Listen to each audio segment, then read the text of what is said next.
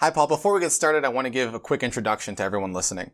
Paul Hugenberg is the founder, president, and CEO of InfoGPS Networks, a SaaS-based cybersecurity compliance and risk management organization that provides a single powerful solution whose goal is to protect information on networks. Paul holds a CPA from the state of Ohio and has over 30 years of cybersecurity and compliance experience. He was the former interim CIO for First Place Bank, Consumers Bancorp Incorporated, Consumers National Bank. He served as the Senior Manager for Information Risk Management Services in Crow LLC, and he's also a former IT Audit Director for Sky Financial Group. He originally operated his own cybersecurity consulting firm that he started in the mid-90s, and his firm is now a part of the Cyber6 Group, to which he is the founding principal. Paul, great to have you today. You're quite the entrepreneur. Yeah, I appreciate it. Thanks for having me. Yeah, sure. So first question, Paul, you originally received your bachelor's in accounting and finance. With that degree, you spent some time as an auditor right out of college and then quickly transitioned towards more cybersecurity-centric roles. Let's talk about your origins in cybersecurity. Obviously, by your professional background, you're an expert in the industry, but like anything, it didn't start out that way, right? So how did you get into the cybersecurity industry, and what are your recommendations for someone who's just now starting out? So that's a great question. So I think is with most things in life, there's a lot of maybe luck or being in the right place at the right time, or where opportunity meets preparation, to kind of use that old phrase. But when I graduated college, I had a desire to be an accountant, to be a CPA, and kind of earn my career in that world. And for some reason, I don't remember why now, I wanted to start that out as a bank auditor and kind of learn that trade and move up the ladder there. That was 1990, 1991. And that's when kind of cybersecurity came into its own with the Gramm-Leach-Bliley Act, and that was specifically focused on banks. So here I've gone into a bank practice, and I'm now subject to this new regulation, and I was exposed to it. And my personality has kind of always driven me towards where I think there's an open need for something to get done, and there isn't anybody to do it. Yeah.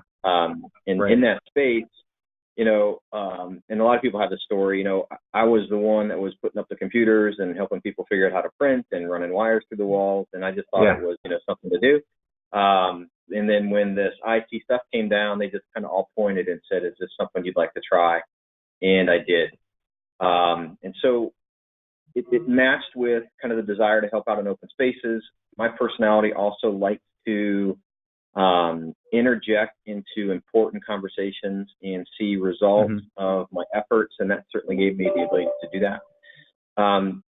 What I kind of transition that to in terms of folks that are kind of getting into the market today, I would encourage folks to spend as much time as you can understanding what the tech is, but then when you understand it, spend twice as much time understanding why your client's in business.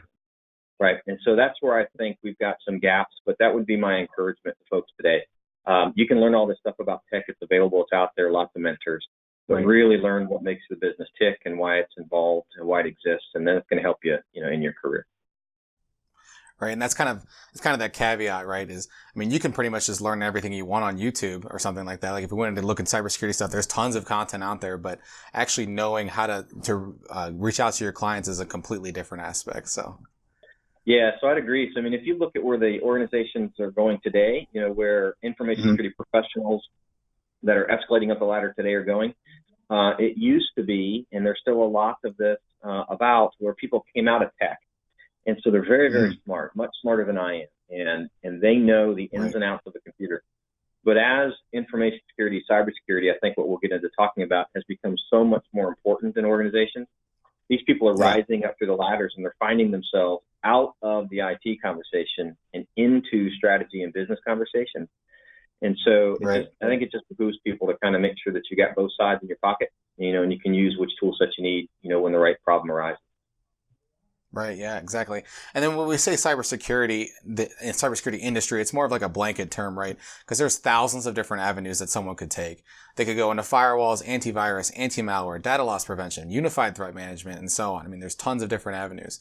So as your cybersecurity expertise grew over the years, what did you find most organizations struggle with? And then are different industries better at certain aspects than others? So great question. So I'll answer the last one first. I think if you look at kind of financial services, they're probably the leaders today in understanding what it is it means to have a cybersecurity program and what it looks like when it's implemented well.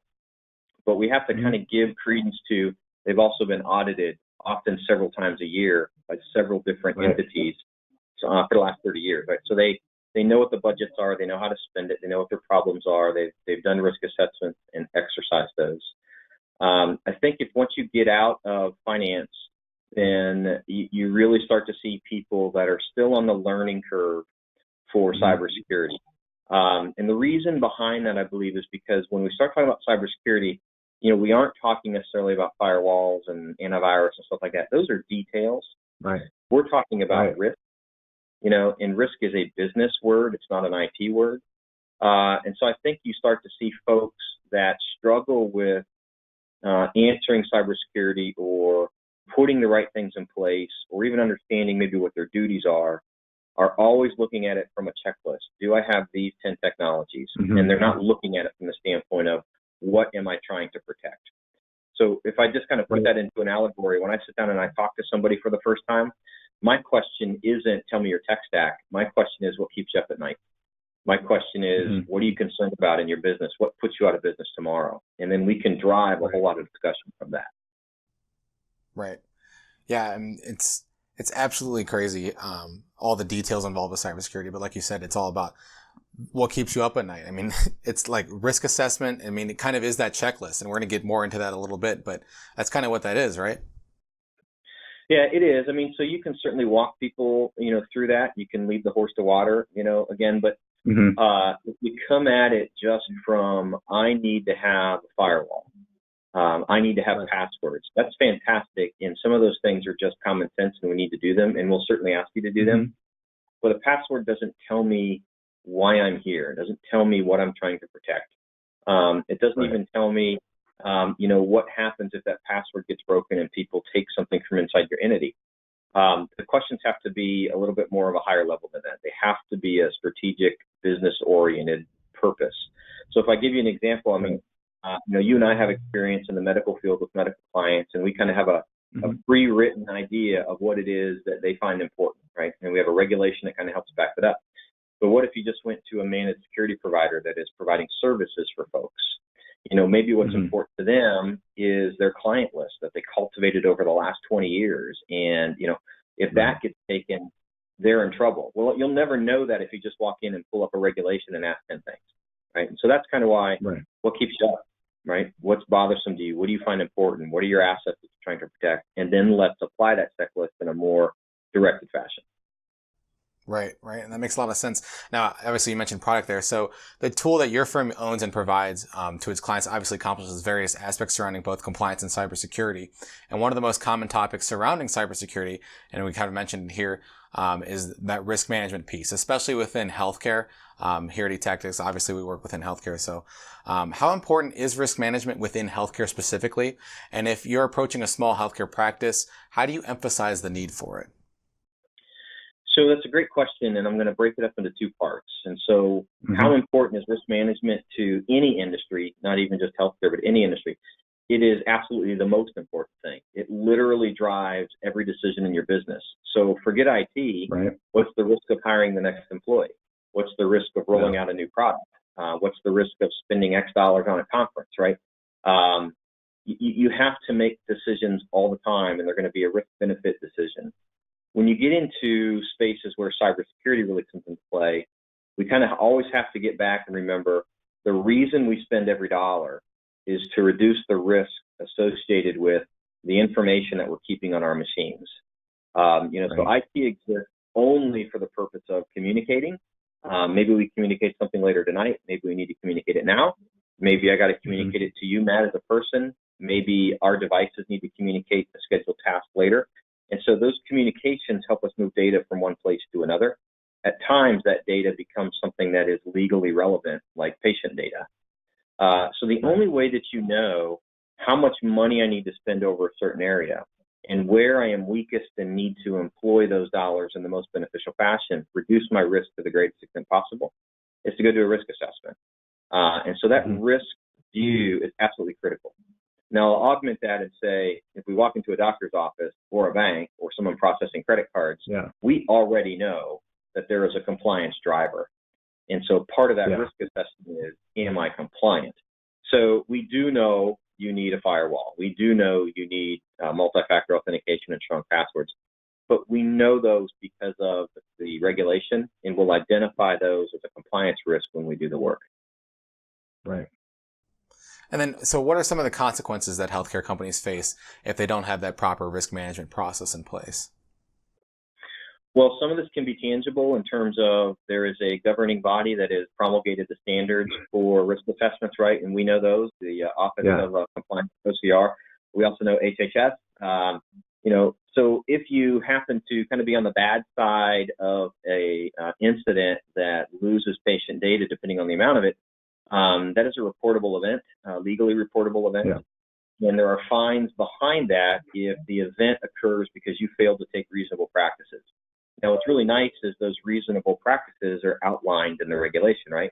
And then your risk assessment and checklist will help you make sure that you're doing what you have to do. But failure to comply can become quite an expensive routine just from a regulatory standpoint. Yeah, the business side is going to be twofold. It's going to be, you've got a trust relationship that you're building with your customer, and the loss of that trust is going to equate to loss of revenue and or loss of customers. So there's a direct line to why you exist as a business, to the trust that you build with your customers, and breaching that trust is going to be a problem. The second is, you want your organization to actually operate.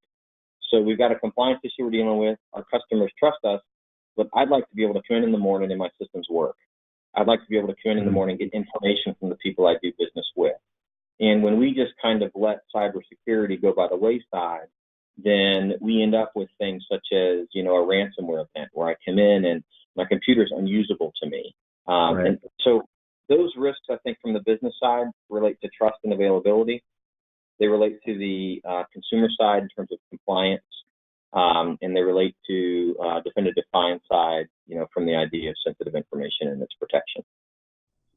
Right. And I mean, ransomware attacks are so common these days, especially within hospitals specifically. They'll target these hackers will a lot of times just target those smaller practices because they realize how valuable time is to a hospital, right? I mean, there's lives on the line if a doctor can't properly get into the system and administer treatment because of that. Well, so that's an interesting comment. So one of the things that GLBA did for us in the 90s, and then HIPAA, and then some of the other credit cards, is they provided for the first time a legal value to your identity.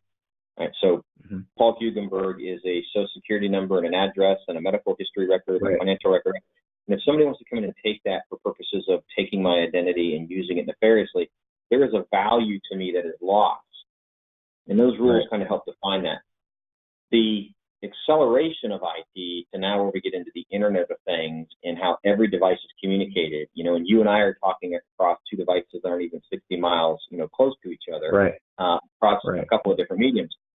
What that has done for us is it also exposed that our lives are so tied to IT that a break in IT can actually be physically harmful. So as you mentioned, if the medical equipment that exists in an operating table suffers a ransomware attack, the first thing that happens is no one's getting surgery that day. The worst thing that happens is someone's having surgery at that moment, right? And so the idea that we can, stop the brakes on a car from hundreds of miles away because we disrupted an IoT connection and hacked a vehicle is extremely scary. And so when we look at things like that is, boy, it's a good time to be looking at cybersecurity, and there are some definitive risks that we always said they really wouldn't hurt us. If they happen, we can get covered tomorrow. And now we're actually turning them into actual physical threats. Harm to people is a real risk. Right. And then we kind of mentioned before, but one of the biggest and scariest steps in the risk management process kind of happens at the beginning with that risk assessment piece. So what elements kind of make up a good risk assessment, and how challenging is this step for a lot of companies? That's a great question. So what I suggest to folks who are introducing this for the first time, or they revisiting their risk assessment process for maturity, is you just don't need to make this up, right? If you're going to bake a cake, you don't need to figure out the recipes. With a little bit of due diligence, you can figure out the ingredients that need to be in it. And then you can go through practices. Eventually, you'll bake a really good cake. the National Institute of Standards and Technology, often referred to as NIST, has a lot of information that's extremely valuable to folks that want to do that, including professionals that allow us to kind of walk through a deliberate series of steps so that we know what we're doing. We've got a consistent and repeatable process, but our clients active and aware and engaged in that process as well. It's not selling, a Winuti valve to them that doesn't exist. We are actually doing something that's real. And I would direct people to the NIST document 800-30, and that is going to outline how a risk assessment flows. And the appendices are actually going to give some examples of, and some pretty broad examples of, the steps inside the risk assessment in terms of answers. So if we would just answer your question directly, in order to get a risk assessment done the right way, we have to understand the business that our client is in, or we are in if we're doing a self-assessment, and what are the threats to that business. So the first question is, what are the threats to my business? And that is an open question, and we can start answering. My building goes away, gets blown up. My backups are not recoverable. A person inside the organization takes information they should have, right? And we can just kind of walk through, and this list can be very long. We separate those out into kind of types of threats. So the loss of the building, is a physical threat. The theft of information from an employee is a different kind of threat. And we separate those out. Now, this is where SP30's appendices will really help you, because these threats are already outlined and categorized for you to review and fill the gaps. The next thing that we do is try to understand what's the likelihood of those threats occurring, and then what's the impact. So as an example, what's the likelihood of a plane crashing? It's pretty low. What's the impact? It's pretty darn high, right? What's the likelihood of you crashing your car? Much higher than the airplane, but the impact is much, much, much less. And so we can take these things and combine those two categories, and then we just use math, a consistent algorithm, to look at those things together, and we end up with a risk-ranked view of the threats that we think we need to address. At that point in time, we say what controls are in place or could be in place to mitigate those threats down to an acceptable risk. So if I use a tornado example, and we have a data center, and we are completely scared that if that data center goes away, that we are going to be unable to help our customers, and it's really a going concern for our business, then we need a backup data center. So would you build that next door, or would you build that backup data center 60 miles away, or would you contract with a data center that's geographically separate, right? So you figure out these things to do. Now, that's one example over 100 threats that you'll look at during an assessment. But once you do that, you end up with a gap, right? You end up with a gap that says, I think I'm pretty good, management's happy, or you end up with 3 or 4 things we want to fix. Well, those things that you want to fix, you just look at the assets in your organization and see, which ones they affect, and then you make a decision, to fix those things. So threats, likelihood, impact, gap analysis, and assets will get you through the risk assessment pretty quickly. Gotcha. Yeah. And I think it goes back kind of that checklist. You kind of said that to-do list in the beginning, right? So is a risk assessment where a company should start once they kind of understand where that risk management is super important, and they understand HIPAA, and they really want to get into this? Is that where they start? So generally speaking, and from a best practice standpoint, yes, you start with a risk assessment. And that risk assessment is going to tell you what your expectations are. If you're in a compliance area, what your checklist has to include, just because it's a legal entity, and then where your gaps are, and then you can fix it. I think in reality, if somebody walks into a hallway and sees a banana peel sitting on the floor, they're going to know to pick the banana peel up. They don't need to do a risk assessment to figure that out. So we actually encourage our clients to say, you're going to have passwords. You're going to have antivirus. You're going to have endpoint protection. You're going to have a policy over these 7 areas. So let's not wait for the risk assessment to be done to begin to, fill those gaps. Let's start to do them right away at the same time. Now, there'll be some adjustments to those if the risk assessment calls for it, but I know you're going to have multi-factor passwords. So let's not wait. Let's pick the banana peel up. But again, best practices, the general start is always a risk assessment, always. Now, we'll tell you that in the event that there is an incident or something goes wrong, the review of the environment afterwards is always going to include, whether this is internal or legal, it's always going to include, did you perform the commercially reasonable step that you're required to perform because of your industry? And if you didn't, then there's a bigger problem because you didn't do what you're supposed to do. And in all of the regulations and frameworks, a risk assessment is almost always number one or number two. So you just need to do it. It just needs to be a part of your internal practices. Right. And so how does a company, or how do they determine what's reasonable in terms of if they experience that event? What's a reasonable reaction to an incident? Yeah. Well, so that's a great question. So what's an incident? Let's start with that. So what would an incident be? An incident would be that one of those threats we talked about at the beginning actually gets exploited. So an incident would be what people may consider to be a loss of data. You typically will have, as a part of that risk assessment, a outcome that says, I do not have the appropriate processes. I have not tested. I have not trained anybody on what to do in an incident. So the first thing that would happen is you hopefully have gone through this exercise a couple of times, and there are professional services that can help people get prepared for that. But your first, response, whether you have a plan or not, is going to be review what just occurred, what assets are lost, and then how significant are those assets to me. Where you get into trouble is if you make a decision that they're okay, but it's regulated content. Where you make a decision that it's okay, but really we haven't talked to the right people to say how sensitive this information is. So get a plan together. If you don't have one, ask somebody for help. I think you and I know of organizations that can help get people up to speed in that and help them test it, and then test it. And then make sure that wherever you've struggled in that test, that you fill those gaps so that you put yourself in a position where you hopefully are never responding to an incident by the seat of your pants. Right. So let's say that it's been a few years after a healthcare company has established a risk management environment. They've obviously increased their compliance and cybersecurity across the board. But over the course of time, they noticed how much work is involved, and maybe they just don't have enough time for that. So they decide to hire or look into hiring a full-time CISO. What qualities should they look for when evaluating these candidates?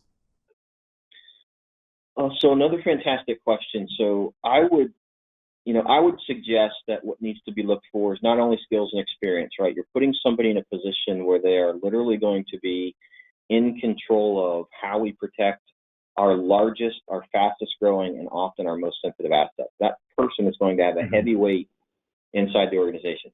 The second thing that I would look for is somebody that has operated in an environment where they've had to be on a team.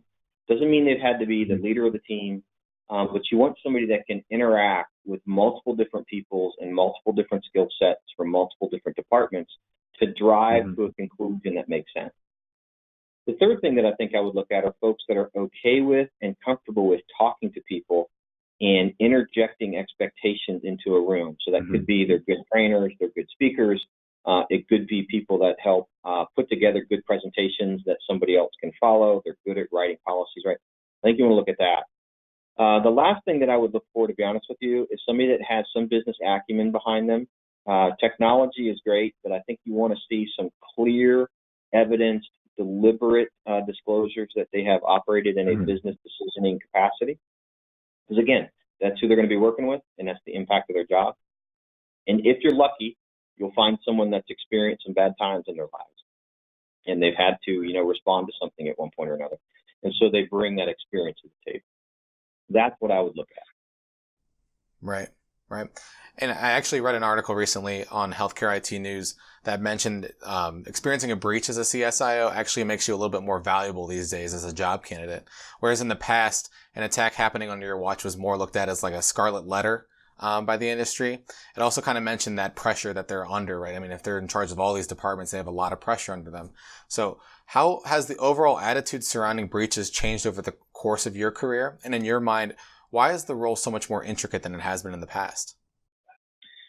Well, so there's a couple questions there, so just steer me back on if I miss one, but I'll start with the end. Why is the world so much more intricate than it has been in the past?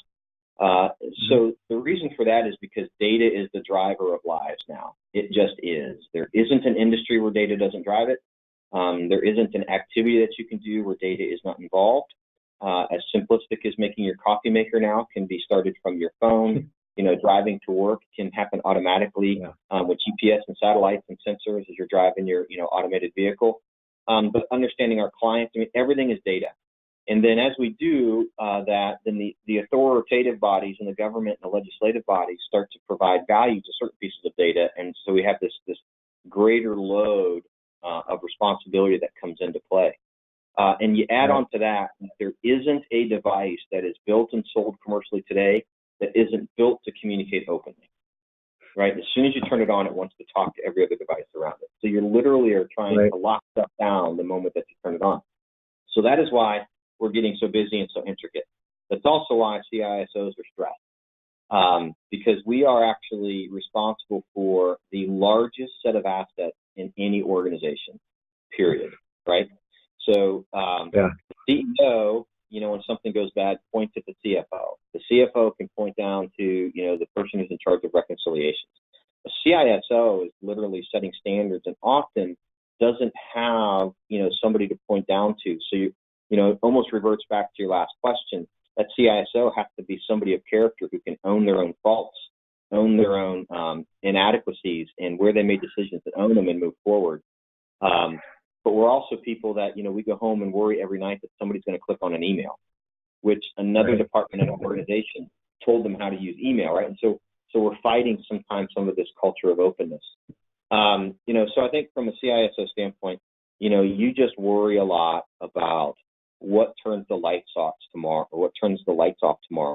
because everything that business operates on is riding on IT. Right. And do you think that experiencing a breach actually makes you a little bit more valuable as a CISO these days? I do. So help me find an NFL head coach that's never played football before or never coached before. Right. Experience is everything. And unfortunately, some of the experiences that we have to go through right now are ones that are difficult. But where we start to either shine or show really the value of what it is that we do is not only get ourselves in a position where we reduce the risk of that incident as much as possible, but when it happens, the trust that you placed in us, the compensation you paid us to be there, right, comes out, and now we have the ability to kind of help us get through this problem, in a deliberate and structured and fashioned way. So I think I mentioned when you said, what should we look for when you hire a CISO? Find someone that's gone through trouble, right? They're going to know what to do, and they're going to know what missteps they made, and they're going to be better at it this time around. Right. So let's say that smaller business that I mentioned earlier was evaluating all those candidates, and they soon realized how expensive it is to bring on a full-time CISO into their practice, right? These executives, they can get paid. I mean, there's a lot of money in being a CSIO. I mean, it's up to $300,000 a year sometimes. And at what point, maybe they'll figure out that there's virtual CSIOs that exist out there. But what are the benefits of those virtual CISOs? And do you recommend outsourcing to them? I do in certain circumstances. So if you have to take a look at the organization itself. So organizations that have greater simplicity or less complexity than their neighbor can benefit quite a bit from a virtual CISO because they're going to get all of the benefits, and they're going to get none of the latency time where we're trying to figure out how to fill a person's day. They're going to get, it's acute, it's deliberate. Every moment with you is beneficial. And the value and responsibility of that CISO doesn't change. So as you grow and you find yourself maybe with more departments and several hundred people, and now we have an internal department that's building applications, you'll find that the CISO is needed much, much more often, or your interaction with that virtual person is happening on a daily basis. At that point in time, it behooves you to bring them in. But until you reach that point, the necessity to understand your risk, the experience to perform the risk assessment, the ability to monitor the controls, interject cybersecurity information when it's necessary, can be done on a virtual basis, and you kind of walk gently into this good night before you spend an inordinate amount of money to bring somebody on full time. It is a fantastic option for most people. Right. Well, obviously, I mean, we've covered a lot today, Paul. But before I kind of wrap up the interview here, is there anything else you'd like to mention about risk management, cybersecurity, VCISO, any of your companies that you're involved with? So I just make the suggestion to start now.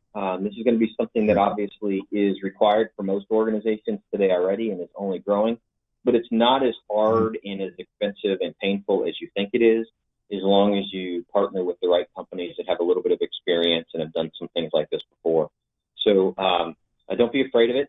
Talk to somebody, get yourself an idea of what it might cost in terms of time and effort, and just start the process. I think you'll find it much more beneficial after you go through the process than maybe the worry was of getting into it in the first place. Right. Well, thanks for coming for the interview today, Paul. I appreciate it. Well, thanks again, man. I appreciate it. Yeah. All right, great. Awesome. Thanks.